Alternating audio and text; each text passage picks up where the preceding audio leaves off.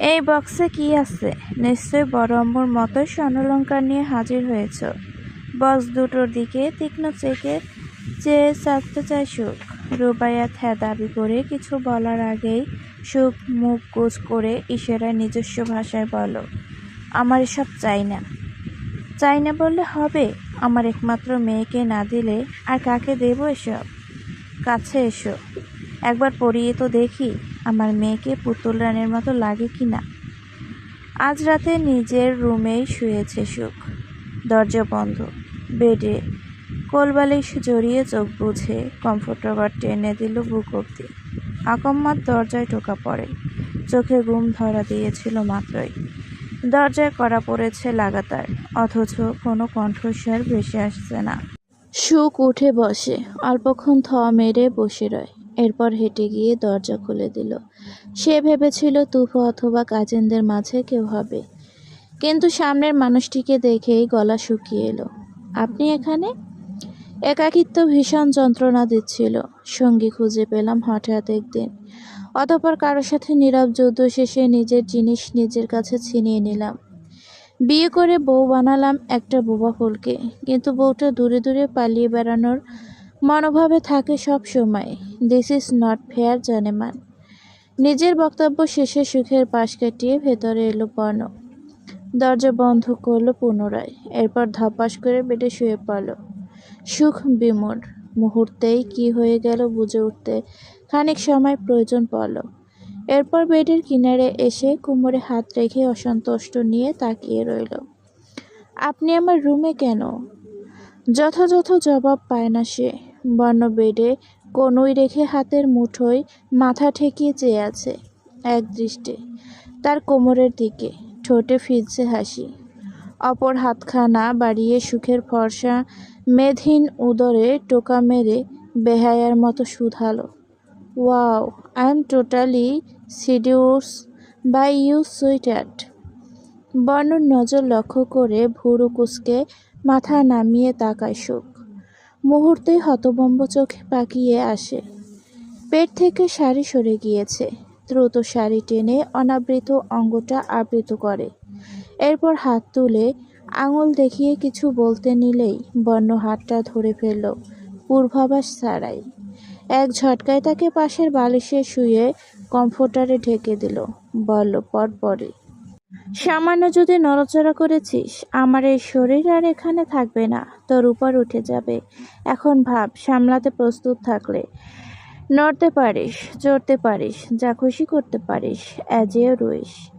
17ই ফেব্রুয়ারি বুধবার, সন্ধ্যা 7টায় অ্যাওয়ার্ড সেমিনারি অনুষ্ঠিত হবে জেলার বাহিরে। সুখ ও তার পরিবার আমন্ত্রিত। এটা হবে সুখের সফলতার প্রথম ধাপ।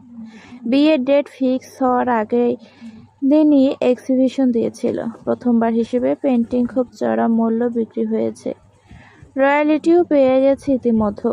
তার নিজের যোগ্যতায় প্রথম আয় ছিল সেটা। কি যে খুশি হয়েছিল সেদিন সুখ। আব্বু আম্মু, বাড়ি প্রতিটি সদস্য, এমনকি গার্ড থেকে শুরু করে মেইড এবং দারোয়ান কাকাকে উপহার দিয়েছিল নিজের টাকায়, নিজের পছন্দ মতো। তবে একজন মানুষ বাদে, তার এক সময়ের শখের পুরুষ আসফিয়ান বর্ণ। কত নামি দামি মানুষ তিনি, তার জিনিস নেবে? অবশ্য বর্ণর জন্য কিছু কিনেছিল সুখ, কিন্তু দেখায়নি কাউকে। স্থানটা বেশ জাঁকজমকপূর্ণ, সাজানো গোছানো। লাল নীল নিয়ন আলোয় চারপাশ রঙের। ফুলের গেট পেরিয়ে লাল কার্পেট বিছানো সরু পথ ধরে আব্বু আম্মুকে সাথে করে ভেতরে প্রবেশ করে সুখ। নুরাও আছে রুবাইয়াতের হাতের মুঠোয়। সুখের সাথে আসবে বলে বায়না ধরে বসেছিল গতকাল থেকে। অতিথিদের নির্ধারিত আসনে গিয়ে বসল তারা। সুখের হাতে দুটো গোলাপ। ভেতরে প্রবেশের সময়কালে ফুল দিয়ে বরণ করে নিয়েছে। বর্ণ এখনো এসে পৌঁছায়নি হয়তো। খুব কঠিন গলায় সুখকে বলেছিল তখন, আব্বুর গাড়িতে না উঠে যেন তার জন্য অপেক্ষায় থাকে। সুখ কানেই তোলেনি। আগে ভাগেই নুরাকে গিয়ে গাড়িতে উঠে বসেছে। পাশের শাড়ির আঁচল টেনে ধরে। আমার বউ ফুল না করে বিশ্বাস নেই। অনুষ্ঠান শুরু হতে কিছুটা সময় বাকি। অতিথিবৃন্দ প্রায় এসেই পড়েছে। গুটি কয়েক আসন ফাঁকাও আছে। তুফা কল দিচ্ছিল সুখকে। ভেতরে নেট কাজ করছে না, মেসেজ সেন্ড হচ্ছে না। তুফা বলেছে ইম্পর্টেন্ট কিছু বলতে চায়। ব্যাস, কলে এলেই হবে। সুখে প্রত্যুত্তর করতে হবে না। নেটওয়ার্কের খোঁজে হাঁটতে হাঁটতে কখন গেট পেরিয়ে এসেছে সুখের ধ্যানেই ছিল না। তুফা কল প্রবেশ করল অবশেষে। রিসিভ করে কানে তুলল। সূর্য ডোবার পথে, সন্ধ্যা প্রায় হয়ে এলো। সুখের পরনে সিল্কের কালো শাড়ি, রংটা গুটগুটে আধার তুল্য ঘন কালো। শাড়ির উপরে সোনালি আর রূপালি জরির কাজ, বা হাতের উপর আঁচল খোলা। মুখে খুব বেশি প্রসাধনী ব্যবহার করেনি। ঠোঁটে লিপ গ্লস দিয়ে হালকা একটু পিচ কালার লিপস্টিক ছুঁয়েছিল। এই অল্পতেই মায়ামাখা মুখখানা কি যে মোহময় স্নিগ্ধ দেখতে লাগছে সুখকে। আসপিয়ান বর্ণ দেখলে নির্ঘাত বুকে হাত চেপে বেহায়ার মতো চেয়ে থাকতে থাকতে তখনে লাগামহীন অস্বস্তিকর বাক্য ছুড়ে দিত কয়েকটা। Hello madam. কানে ফোন চেপে তুফার কথা শুনতে শুনতেই আনমনে হাঁটছিল সুখ। জায়গাটা এমন আকর্ষণীয়ভাবে সাজানো হয়েছে, চোখ উল্টে পাল্টে দেখছিল। পুরুষালী গলা কণ্ঠ কৌঠরে পৌঁছাতেই স্থির হয়ে গেল সে। মনে হলো কণ্ঠের অধিকারী মানব তার পিছে গা ছুঁই ছুঁই। তড়িৎ পিছু ঘুরে অপরিচিত চেহারা দেখে ছিটকে দূরে সরে দাঁড়ায়। ম্যাডাম দেখি ভয় পাইছে। তোরা দেখছস? ম্যাডাম ভয় পাইছে আমারে। কেমন বিশ্রীভাবে হেসে উঠল ছেলেটা। তার সাথে আরও দুজন। গা গুলিয়ে উঠল সুখের। ভালো মানুষ বলে মনে হচ্ছে না এদের। ভুল জায়গায় এসে পড়েছে নিশ্চয়ই। দ্রুত মাথা নামিয়ে পাশ কাটিয়ে চলে আসতে ধরলে ছেলেটা এক লাফে পথ আটকে দাঁড়ায়। আরে ম্যাডাম, যাওয়ার এত তাড়া কিসের? একটু সময় দিন আমাদের। অনুষ্ঠান শুরু হতে আরও অনেক সময় বাকি। ভীষণ ভয় পেয়ে গেল সুখ। ঢোক গিলে মনিদয় ঘুরিয়ে আশেপাশে অবলোকন করে। অনেকেই আছে উপস্থিত, অথচ কেউ এগিয়ে এসে জিজ্ঞেস করছে না মেয়েটার পথ আটকে দাঁড়িয়েছেন কোন সাহসে। মেয়ে দেখলেই মাথা ঠিক থাকে না। না, সুখ হাত নেড়ে নিজস্ব ভাষায় বোঝাতে চাইল, প্লিজ যেতে দিন ভাইয়া। তিনজন পরস্পরের দিকে তাকিয়ে হেসে উঠল হো হো। একজন বলল, ভাইজান, মাইয়ে দেখি কথা কইতে পারে না, এর উপর আপনার নজর পড়ল কেমনে? ছেলেটা অপর এক ছেলের কাঁধে হাত রেখে আয়েশি ভঙ্গিতে ঠোঁটে কদাকার হাসি টেনে বলল, কথা দিয়ে আমি কি করব? মাল জাক্কাস হইলেই হইব। মজা হবে, মস্তি হবে। চোয়াল থরথর কেঁপে উঠে সুখের। দু হাতে শাড়ি খামচে ধরে। ওদের এই বিশ্রী হাসি লুলুক চাহনি খুব বাজে স্মৃতি স্মরণ করিয়ে দিচ্ছে তাকে। সেদিন এভাবেই কিছু জঘন্য নিকৃষ্ট লোক তার কাছে এসেছিল।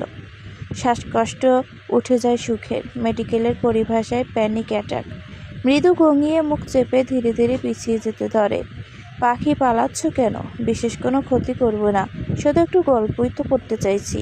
বুঝোই তো, যৌবনের জ্বালা। সুন্দরী নারী দেখলে গল্প করার লালসা জেগে ওঠে। পা দুটো অবশ হয়ে এসেছে সুখের।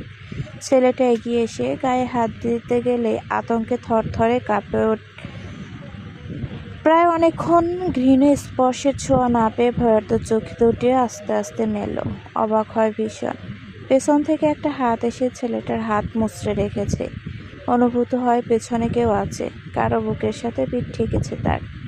অশ্রু গড়িয়ে পড়ে ঝরঝর। ভেজা চোখে ঘাড় বাঁকিয়ে তাকাতেই ঠোঁট ভেঙে কান্না এলো সুখের। অচিরেই ছুটে মানুষটার পেছনে লুকিয়ে গিয়ে পিঠের জ্যাকেট খামচে ধরে, এতটাই জোরে যে জ্যাকেট পরলে ছিঁড়ে হাতে তালুতে নিয়ে আসে। বর্ণ শীতল চোখ নামিয়ে একবার সুখের হাতের দিকে চেয়ে এরপর সামনে দৃষ্টিপাত করে।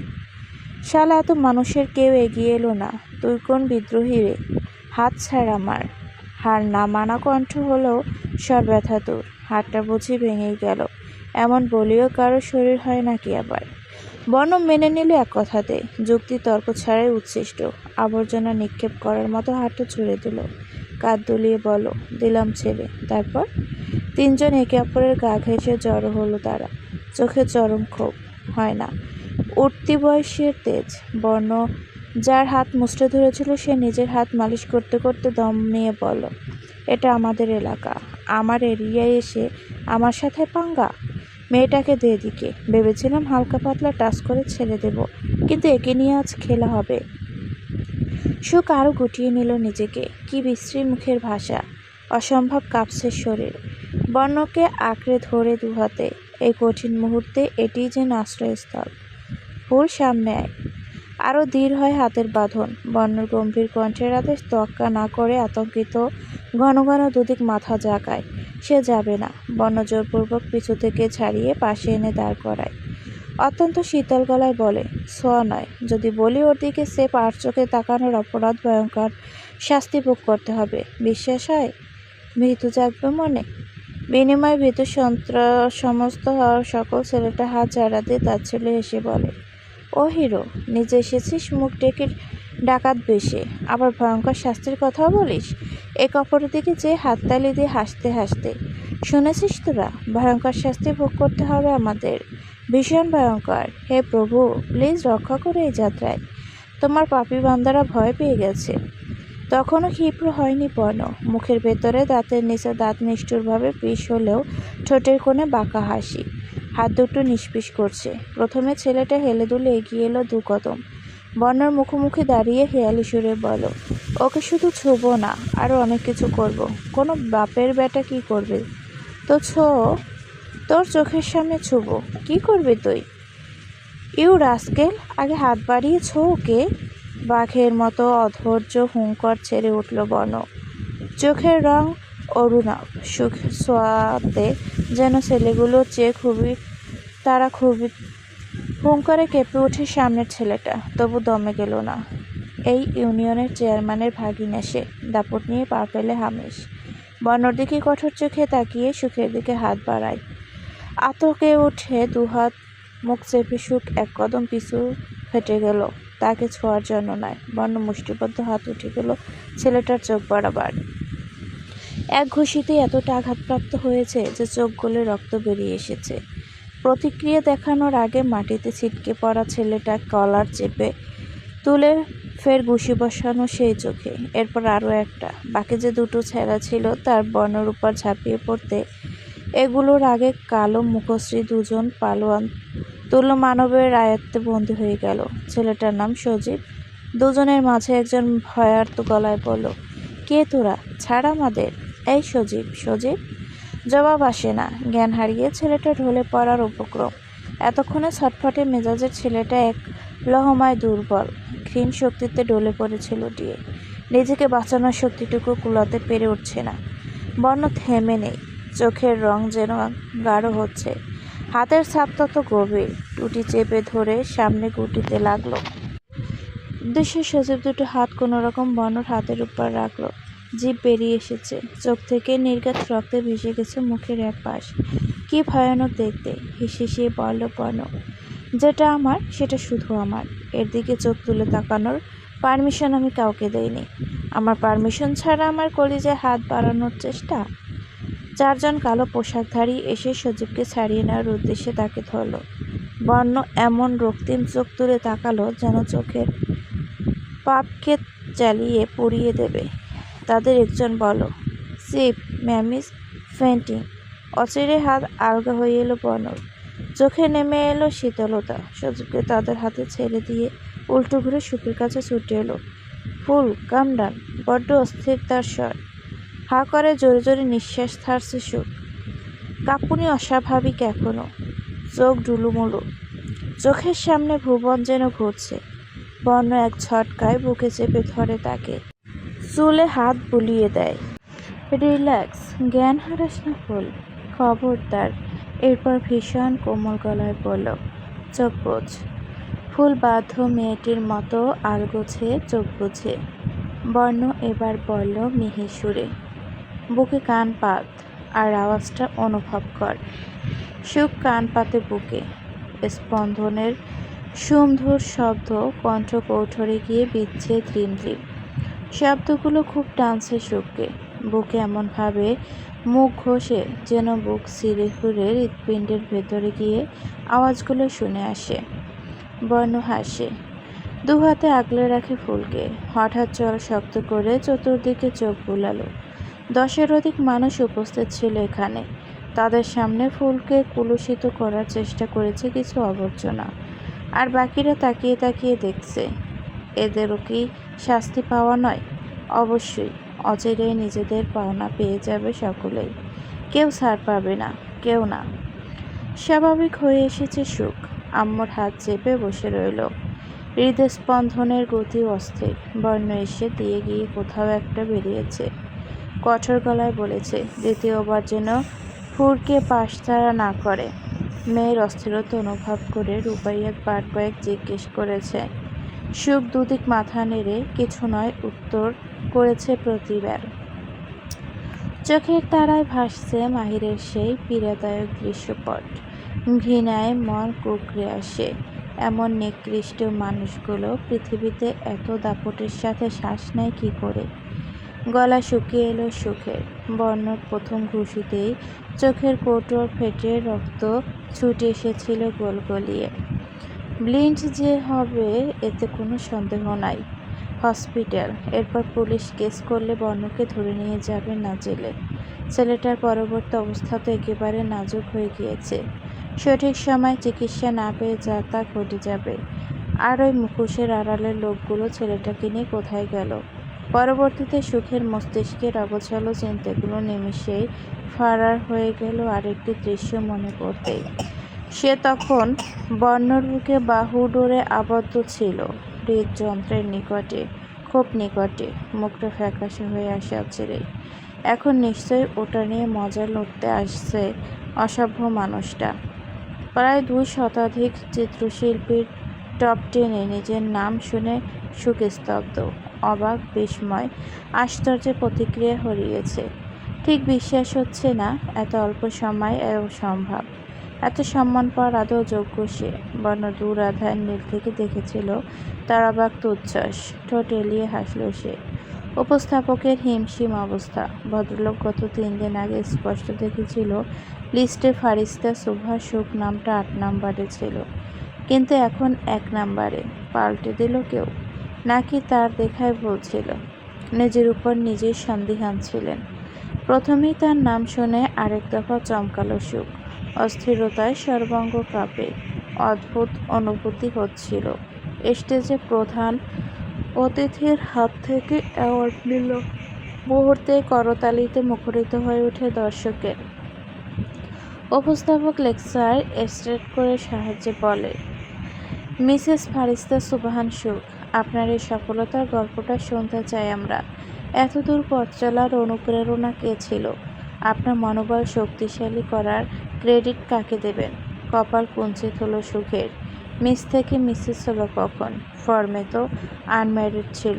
কেউ একজন হাতে মাইক্রোফোন দিয়ে যায়। তার বক্তব্য শুনে দর্শক অধিক আগ্রহ চায়।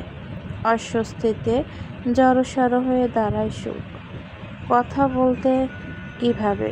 আর্ট গ্যালারির প্রতিবারই যেই ভদ্রলোকের সাথে কথা আদান প্রদান হয়েছে ওনাকেও দেখা যাচ্ছে না। তিনি কি জানতেন না বিষয়টি? তবে বলে দেয়নি যে? এখন কি করবে সুখ? বক্তব্য রাখতে না পারায় দায়ে এক সমাবেশে অপমান গায়ে মাখবে, যা চিরজীবন কলঙ্কের মতো লেপ্টে রবে স্মৃতির পাতায়। মাথা তুলে সুখ ইশারায় জানিয়ে দেবে সে কথা বলতে অক্ষম। মায়েরা তখন অন্ধকার আকাশপানে মুখ বাড়িয়ে ছাদের কিনারায় রেলিং ধরে দাঁড়িয়ে। চোখের কৌটা অশ্রুতে পূর্ণ। বিশেষ কোনো কারণ নেই। আগাম বার্তা ছাড়াই একাকী থাকলে এভাবে অশ্রু রয়েছে ভিড় জমায় চোখে। জোরে ধমক দিয়েও তাদের আটকে রাখা যায় না। কাঁদছেন? মায়েরা চমকে উঠে। অশ্রু দেখাতে চায় না। অন্যত্র মুখ ঘুরিয়ে চোখ মুছে পাশ ঘাট পেরিয়ে বলল। বুড়ো সংকুচিত করে গম্ভীর মুখে জিজ্ঞেস করে, তুমি এখানে? আপনাকে নিচে কোথাও না পেয়ে গন্ধ শুকতে শুকতে চলে এলাম। মৃদু হাসল জেসি। খানিক সময় নীরবে কেটে গেল। এরপর আবার বলল, ওনার মতো আপনিও কি আমায় অপছন্দ করেন? সরল সোজা প্রশ্ন। মায়েরা ঠোঁটে ঠোঁট চেপে শান্ত চোখে তাকায়। জিসান অনুরোধ করেছিল বিয়ের দিন জেসিকে যেন না জানানো হয়। মেহরাবের সাথে জেসির নয়, বরং সুখের বিয়ে হওয়ার কথা ছিল। মায়ের অবিশ্বাস্য চোখে চেয়েছিল সেদিন। একে তো ঠকিয়েছে তাদের, উপরন্তু অনুরোধ করেছে যেন। যখন তাকে জিজ্ঞেস করা হলো যাদের ঠকিয়েছেন তাদের কাছে আবার অনুরোধ পেশ, মনে হচ্ছে না এর প্রতিশোধ চাইলে আমরা জেসি মেয়েটার উপর নিতে পারি? একা ছেড়ে দিচ্ছেন আমাদের সাথে? একবারও মনে হচ্ছে না আমরা ওর উপর নির্যাতন করতে পারি? বর্ণ হেসেছিল ঠোঁট এলিয়ে বলে, এমন কিছু হওয়ার সম্ভাবনা নেই বলেই তো জেসির জীবনসঙ্গী হিসেবে ডক্টরকে সিলেক্ট করা হয়েছে। এছাড়া ভরসা আছে আপনার উপর। মিসেস মায়রা মাত্র যা বললেন এমন কিছুই জেসির সাথে হবে না, তার গ্যারান্টি দিয়ে দিলাম এখনই। মায়েরা ফোঁস করে শ্বাস ছাড়ে। আজব ব্যাপার তো, সত্যিই জেসির উপর রাগ ক্ষোভ কাজ করছে না কেন যেন। অবশ্য প্রথম থেকেই তার সামনে মায়েরা যথেষ্ট গম্ভীর এবং কঠোর, কিন্তু মেয়েটার ফর্সা কোমল মুখশ্রীর বাঁকানো দু ঠোঁটের হাসি ফুটিয়ে তাকাতেই কেন যেন খুব কঠিন থাকতে পারছে না। জানতে চাইল, মেহরাবের সাথে তোমার বিয়ের কথা কখন আর কিভাবে হলো? জেসি খানিক নিকট ঘেঁষে এলো, চোখ বাঁকিয়ে ফিসফিস করে, অ্যাকচুয়ালি ভাইয়া ফোনে কারোর সাথে কথা বলছিল তখন। হাতে আপনার ভাইয়ের ফটো ছিল, বিয়ের সম্পর্কে কিছু বলেছিল। আমি ভাইয়ের রুমে কফি নিয়ে গেলে ফটোটা দেখতে পাই, আর প্রথম দেখাতেই লজ্জায় চোখ ডেকে নিল অন্যায়। মায়েরা হতভম্ব গলায় বলল, ভাইয়াকে সরাসরি বলেছ মেয়েটাকে তোমার পছন্দ হয়েছে? অন্য কোথাও পাত্রী দেখার কি প্রয়োজন? তুমি তো আছোই।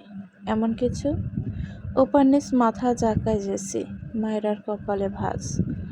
প্রতরম্বিত দম ছেড়ে বিড়বিড় করে, ডেঞ্জারাস।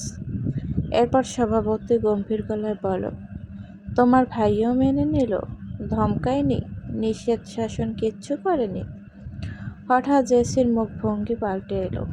কোমল চোখে মৃদু হাসল। আকাশের দিক হাত বাড়িয়ে তাদের লক্ষ্য করে বলল, আমি যদি কখনো ভাইয়াকে ব্যাস এমনিতেই কথার কথা মুখ ফসকে বলি, ওই তারাটা আমার ছুঁয়ে দেখতে ইচ্ছে করছে। নিঃসন্দেহে এটা সম্ভবত জেনেও আমার ভাইয়া শেষ চেষ্টাটা করে দেখবে। সেখানে এটা তো বিয়ে। কতটা জানতে মেহরাব সম্পর্কে? সে যদি বখাটে চরিত্রহীন হয়? আমার ভাইয়া এমন খারাপ মানুষের সান্নিধ্য কখনোই যাবেই না। ভাইয়ের প্রতি এতটা বিশ্বাস? তৎক্ষণাৎ জবাব দেয় না জেসি। একটু সময় নিয়ে ঠোঁটে হাসির রেখা টেনে বলল, আমাদের বাবা মা নেই জানেন? মায়েরা বুড়ো কুঁচকে যায়। শুনেছি। আমার মা বাবার কিন্তু স্বাভাবিক মৃত্যু ঘটেনি, নির্মম মৃত্যু দেওয়া হয়েছিল তাদের। মহলে আগুন ধরিয়ে দিয়েছিল কেউ বা কারা। চমকে তাকালো মায়েরা, মুখ থেকে ছিটকে আসে, মৃত্যু দেওয়া হয়েছিল। অপরাধ? জেসির দৃষ্টি অদৃশ্য। রাতের আকাশ নিকষ কালো। ছাদের রেলিংয়ে হাত চেপে কাঁধ ঝাঁকিয়ে সে বলল, জানি না কি ছিল তাদের অপরাধ। ভাইয়া বেশি কিছু বলেনি। একটি সময় নিমে থেমে পড়ল।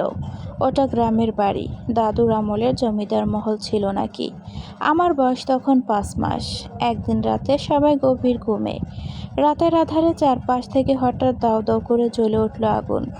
দাদু, দিদা, বাবা মা, কাকি, কাকু, আরও অনেকের চিৎকার, একটু বাঁচার।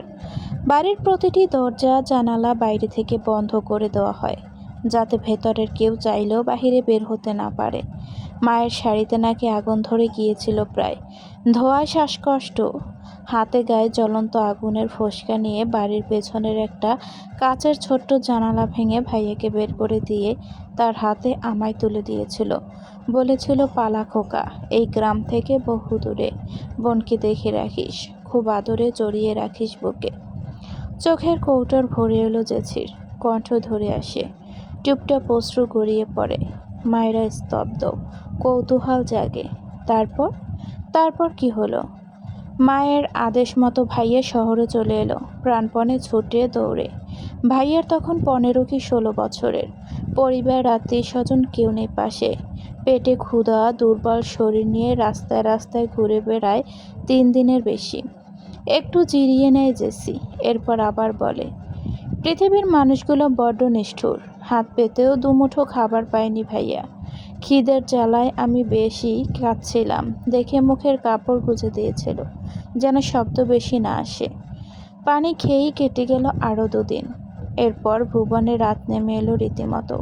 থাকার জায়গা নেই। ফুটপাতেই আমায় বুকে জড়িয়ে বসে রইল ভাইয়া। হঠাৎ কুকুরের ডাকে ভয় পেয়ে ছুটতে শুরু করে সেদিকে। 2 চোখ যায়। ছুটতে ছুটতে ভাইয়ার সাথে ধাক্কা লেগে গেল তারই বয়সী একজনের সাথে। জানেন কে ছিল সে? এই পর্যায়ে জেসি অশ্রুসিক্ত চোখে হাসে। মায়েরা জানতে চায়, কে? আমার হিরো। হিরো? উনি কে? আসফিয়ান বনো, রকস্টার। হিরো সেদিন ভয়ে জড়সড় আমাদের শহরে আসার গল্প শুনল। এই প্রথম কেউ আগ্রহ ভরে শুনল আমাদের গল্প। এরপর দুজনকে একটা বস্তিতে নিয়ে গেল। ওই বস্তিতে তার পরিচিত একজন বুড়িমা একা একা থাকতো ওনার কাছে। এরপর নিজের টিফিনের জমানো টাকা থেকে আমাদের পেট ভরে খাওয়ালো। মাথা গোঁজা ঠাই হয়ে গেল কোনো রকম। চুপ হয়ে গেল সে। হাতের উল্টো পিঠ মুছে হাসে। মায়েরার দিকে তাকায়। গম্ভীর মুখটা ফ্যাকাশে দেখাচ্ছে। পাপড়ি ভেজা। তার সাথে সাথে নিজেও অশ্রু বিসর্জন দিয়েছে হয়তো। এখন মুছে ফেলেছে। কিন্তু গল্প এখনো শেষ হয়নি। মায়েরা প্রশ্ন করলো, তারপর কি হলো? তারপর তারপর দুমুঠো খেয়ে জীবন তো বাঁচিয়ে রাখতে হবে। ভাইয়া দিনমজুরের কাজ শুরু করে। ইট ভাঙচুর, সিমেন্ট কাঁধে তোলা, লাকড়ির গাছা মাথায় নেওয়া, আরও কঠিন কঠিন কাজ। নাজুক হাত দুটোর কি নাজেহাল অবস্থা হতো তখন। 1 গ্লাস পানি ঢেলে না খাওয়া ছেলেটাও জেসি প্রলোভিত দম ছেড়ে বলে, কাজ করার সময় আমায় একা ছাড়েনি কখনো। মায়ের আদেশ ছিল তো বনুকে দেখে রাখতে। আমায় পাশে শুয়ে রেখে ভাইয়া কাজগুলো করত, হোক রোদ হোক বা বৃষ্টি। মাঝে মাঝে হিরো এসে দেখে যেত আমাদের। একদিন ভাইয়াকে স্কুলে ভর্তি হতে বলল। এমনিতেই পেটে খাবার জুটে না, তার উপর পড়ালেখা। এর কিছুদিন পর হিরো তার বাবার পকেট থেকে টাকা এনে ভাইয়াকে নিজের স্কুলে ভর্তি করিয়ে দিল। সেবার কোনো অজুহাত শুনল না। প্রাইভেট পড়ার টাকা ছিল না, তাই হিরো যা পড়তো সেটা এসে আবার ভাইয়াকে পড়াতো। অপরিচিত, অচেনা কোনো মানুষের জন্য এতটুকু ত্যাগ কে করবে এই শহরে? আমার হিরো করেছিল সেদিন। এরপর বড় হতে লাগলাম ভাই বোন 2জন। ভাইয়া আমাকে চোখের আড়াল হতে দিত না খুব একটা প্রয়োজন ছাড়া। ভাই কলেজে ওঠার পর টিউশনি শুরু করে। বস্তি থেকে একটা ছোটোখাটো অল্প দামের বাড়িতে উঠলাম 2জন। ততদিনে বস্তির ওই বুড়িমা দুনিয়া ছেড়ে বিদায় নিল। দিন চলতে চলতে ভাইয়া ভার্সিটিতে উত্তীর্ণ হলো। হঠাৎ একদিন থেমে যায় জেসি। অনেক কিছুই ঘটে গেল এরপর হঠাৎ। অনেক কিছু। জেসি ব্যাখ্যা করল না। মায়রার কৌতূহলী চোখ প্রত্যেক করে সুখ বলল, ভাগ্যর পাশা পাল্টে গেল। এই শহরের অলিগলি ঘুরে সেদিন যেই ভাইয়া একমুঠো ভাত পায়নি, আজ সে প্রতিদিন এমন হাজারো জনকে খাওয়ানোর সামর্থ্য রাখে। কিছুক্ষণ নীরবতা। জেসি ফের বলে, যেই ভাইয়া আমাকে সেই ছোট্ট শিশুটি থেকে নিজের হাতে আদরে যত্নে এই আমিকে তৈরি করেছে, তার উপর বিশ্বাস রাখবো না? জানেন, এই পৃথিবীতে আমার কেবল 2টো চাহিদা। মাইরা শুনেছিল নিঃশব্দে। মুখ খুলল, ব্যাস 2টো। একটা আমার ভাইকে পৃথিবীর সবচেয়ে সুখী দেখা, অন্যটা ভালোবাসা কুড়াতে। আমি চাই আমার আশেপাশে যারা থাকবে তাদের হাসি খুশি রাখতে, বিনিময়ে তাদের ঝুলি থেকে অল্প বিস্তর আদর ভালোবাসা কুড়িয়ে নিতে। দিবেন আমাকে একটুখানি ভালোবাসা? আমি না বড্ড ভালোবাসা কাঙাল। প্রচণ্ড কাতর শোনালো তার স্বর। চোখ চকচক করে উঠল। মায়রার কি হলো কে জানে। হাত তুলে জেসির গাল ছুঁয়ে দেয়। হুটহাট যেমন হাসতে পারো তেমনি কাঁদতেও পারো দেখছি। কাঁদতেও পারি। ভাই, কখন এলি? মায়রার দৃষ্টি অনুসরণ করে জেসিও সিঁড়ির দিকে তাকায়। 2 হাতে কফির মগ চেপে মেহেরাব দাঁড়িয়ে। এগিয়ে এলো হাস্যহীন মুখে। ফাঁকে জবাবটা দিয়ে দিল, এলাম খানিক আগে। না বলে কয়ে কান পেতে অন্যর কথা শুনছিলেন? প্রশ্নটি করতে জিভখানা সুরসুরি দিচ্ছিল জেসিকে। তবে দমিয়ে নিল নিজেকে। মেহেরাব 2জনের কাছাকাছি এসে মগ হাতে স্থির দাঁড়িয়ে রইল। একটা নিজের জন্য, অপরটা বোনের জন্য এনেছিল, কিন্তু এখানে তো 3জন উপস্থিত। ভাইয়ের অস্বস্তি বুঝতে পেরে মায়েরা তড়িঘড়ি করে বলে উঠল, আমি যাই। মীরাব ঘুম থেকে উঠে আমাকে না পেয়ে কান্না জোরে দেবে। সে চলে গেল। এদের দুজনকে একা ছাড়া দরকার। বোঝাপড়া না হয় নিজেরাই করে নিক। নীরবতায় চলছে ক্ষণ। নিঃশ্বাসের শব্দটিও শোনা দুষ্কর। জেসি আর চোখে তাকায়। মেহরাবের দৃষ্টি অন্যত্র ছিল। গলা খাকারি দিয়ে নিজেই মুখ খুলল, মেবি কফি ঠান্ডা হয়ে যাচ্ছে, একাই দুটো খাবেন? মেহরাব রাগল না, বরং শীতল দৃষ্টিপাত করে চাপা দীর্ঘশ্বাস ছেড়ে নজর অন্যদিকে রেখে একটা কাপ বাড়িয়ে দেয়। এতেও মেয়েটার আপত্তি, বলল ফটাফট, যদি আমাকে দেওয়াই হয় তো এদিকে ফিরে দিন। এখন দেখে মনে হচ্ছে মনের বিরুদ্ধে গিয়ে দিচ্ছেন। বর্ণকে স্টেজে উঠতে দেখে জড়সড় হয়ে দাঁড়ায় সুখ। পুরুষটি এদিকে আসছে কেন, তাও চেহারা উন্মুক্ত রেখে।